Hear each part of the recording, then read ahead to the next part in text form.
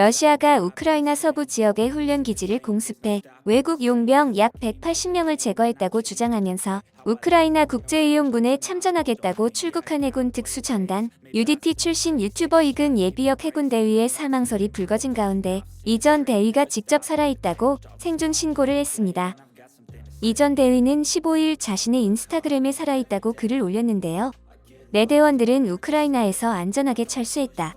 난 혼자 남았다. 할 일이 많다면서 가짜뉴스 그만 만들어라. 임무 수행 완료까지 또 소식 없을 거다. 연락하지 마라. 매일 전투하느라 바쁘다고 근황을 알렸습니다. 아울러 내용 곧 삭제한다고 덧붙였습니다. 그동안 이근 씨의 인스타 등 SNS가 며칠째 업로드가 안 됐다가 앞서 그가 사망했다는 가짜 뉴스도 퍼졌기 때문인데요. 이에 인터넷 커뮤니티 등에선 이근 살아있나 이근 부상이거나 사망일 확률이 높다 등의 글들이 쏟아졌었습니다.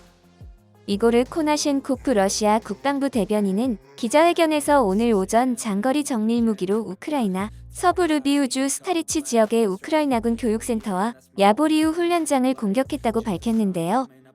코나셴코프 대변인은 공습 결과 최대 180명의 용병과 대규모 외국 무기들이 제거됐다면서 우크라이나 영토로 오는 외국 용병 제거는 계속될 것이라고 경고했습니다.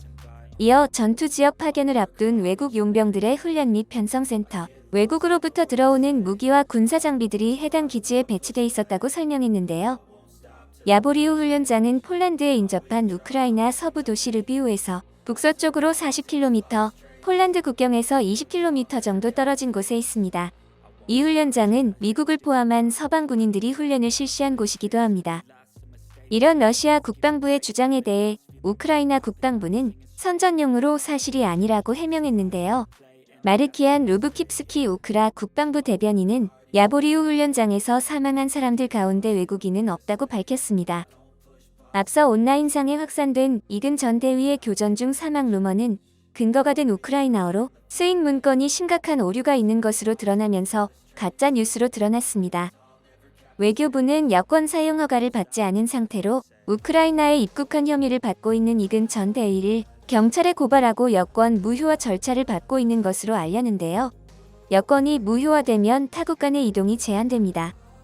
정부 소식통은 이 전 대위가 우크라이나 수도 키이우까지 진입한 뒤 폴란드로 다시 돌아오려 했으나 실패했다고 전했는데요.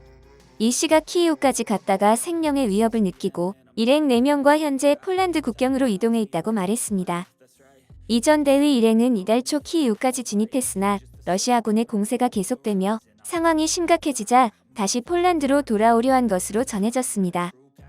한 언론사는 이 전 대위가 폴란드로 재진입했는지 여부는 아직 확인되지 않았다며 다만 폴란드 당국이 이 전 대위의 입국을 거절했다는 일부 언론 보도는 사실이 아닌 것으로 안다고 밝혔습니다.